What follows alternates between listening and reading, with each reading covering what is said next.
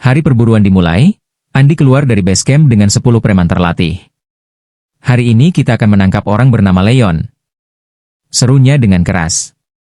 Semua bergerak menuju ke bengkel milik Ronald, tempat Leon bekerja. Sedangkan Damar, ia sedang menyelidiki rumah tua di sebuah perkampungan yang diduganya milik seorang nenek yang dicari-cari. Sendirian, hanya dengan kerambit andalannya. Kembali ke sisi Andi yang sedang menuju lokasi bengkel. Di tengah perjalanannya, ia mendapati telepon dari seseorang yang ia sebut sebagai teman rahasianya. Lucu kalau gue terus-terusan di bawah begini. Gue bakal naik ke atas apapun caranya. Ucapnya lalu telepon ditutup. Entah apa yang dibicarakannya, yang pasti hari ini ia memiliki tujuan yang jelas yaitu Leon. Seluruh bengkel dikepung oleh 10 preman yang dibawa oleh Andi. "Leon!" teriak Andi dengan lantang. "Dia tidak keluar, Tuan," lanjut salah satu preman. "Obrak-abrik saja." "Siap." Bagian depan bengkel yang terdiri dari display produk ban luar, gear set, ruang tunggu dan lainnya dirusak oleh mereka. Sabian yang melihat kejadian itu tentu tidak tinggal diam dan langsung mendatangi Andi serta para preman. "Apa maksud kalian ini?" "Lo yang namanya Leon?" tanya Andi. "Leon? Kenapa kau cari dia? Jadi lo bukan Leon ya?" Andi langsung masuk, mengabaikan pertanyaan Sabian. Merasa dikesampingkan, Sabian menahan langkah Andi.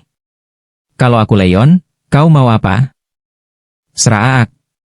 Suara pedang katana menebas lengan Sabian seketika. "Kau Leon?"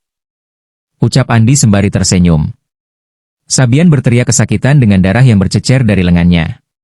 Tak lama kemudian Andi menusuk jantungnya berulang kali hingga Sabian terbunuh dengan keji.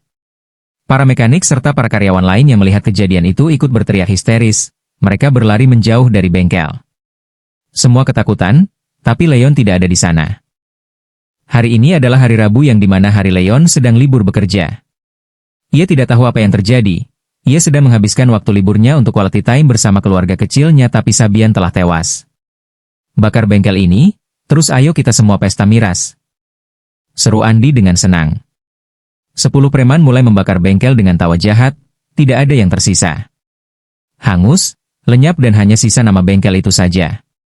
Beberapa jam kemudian, Ronald mendapat kabar tentang bengkelnya dari telepon saudarinya, Vindi. "Bengkel MU terbakar, Kak." "Hah? Apa yang kau katakan?" "Bengkel MU dibakar oleh para preman." "Sial, kenapa bisa?" "Aku gak tahu, kau datang saja ke sini." Ronald dengan segera mungkin menuju bengkel dan benar apa yang dikatakan saudarinya, bengkel telah menjadi abu, yang tersisa hanya puing-puing spare part saja. Itu membuat hati Ronald sangat sakit dan tidak berdaya. Usaha yang dibangunnya selama bertahun-tahun lenyap hanya dalam sehari. Ronald, lulusan universitas yang biasa-biasa saja dengan nilai yang juga biasa saja, memiliki motivasi untuk terjun ke dunia bisnis otomotif dengan modal seadanya, pengetahuan yang ia punya. Ia mulai semua sendiri.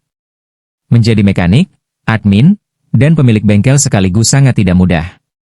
Ia telah melewati beribu hal pahit dan kini bengkelnya telah tiada. Petugas kepolisian menemukan jenazah Sabian dan langsung memberitahu Ronald akan hal itu. "Kami menemukan Tuan Sabian, kondisi fisiknya sudah tidak karuan tapi sepertinya dia tidak mati karena kebakaran," ucap kepala polisi di kantor. "Maksudnya bagaimana?" "Dia dibunuh. Terlihat dari hasil otopsi, ada beberapa tusukan dan lengannya terpotong halus." "Bagaimana bisa? Siapa yang membunuh orang baik itu?" Ronald bertanya-tanya. Malam hari telah tiba, Ronald memberitahu apa yang terjadi kepada Leon. Tentu itu membuatnya down. Sabian adalah teman baiknya, ia mengajari tanpa menggurui. Ia adalah sosok senior yang disukai oleh semua rekan kerjanya. Kembali ke sisi Damar yang sedang menyelidiki rumah tua dan si nenek. Malam hari yang gelap ia mulai bergerak perlahan, menyelinap masuk ke dalam. Suasana hening, tidak ada apapun yang mencurigakan, tapi ada satu kamar dengan cahaya terang. Ia perlahan mengintip dan mendapati sesuatu yang tidak terduga. "Pesta sabu," ucapnya lirih. Damar terus mengamati sekeliling ruangan itu lewat celah pintu, tapi nasib sial menemuinya. Ia ketahuan oleh seseorang yang baru masuk. "Siapa kau?" "Loh, Anda tenang dulu. Dia polisi." "Seraang." Semua orang yang ada di dalam mulai menyerang Damar dengan brutal. Dengan gerakan cepat, Damar mengeluarkan kerambitnya dan melumpuhkan beberapa lawan. Namun, jumlah lawan yang terlalu banyak membuatnya kesulitan. Ia melawan seluruh orang yang ada di rumah itu.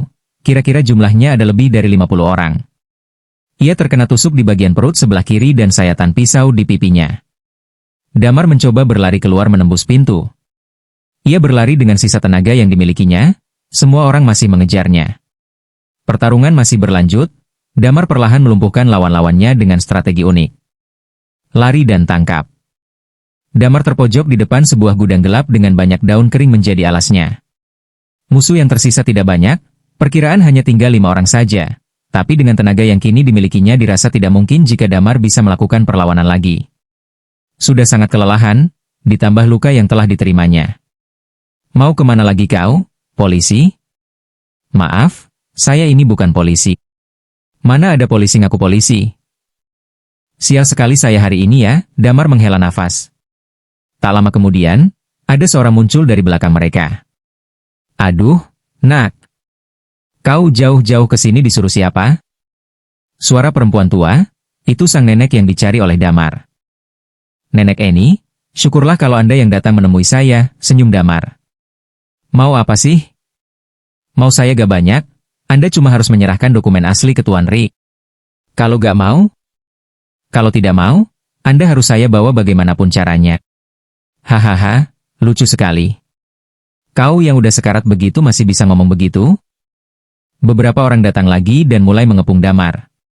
Ayo kita saksikan, siapa yang bawa siapa. Senyum nenek Eni bergairah.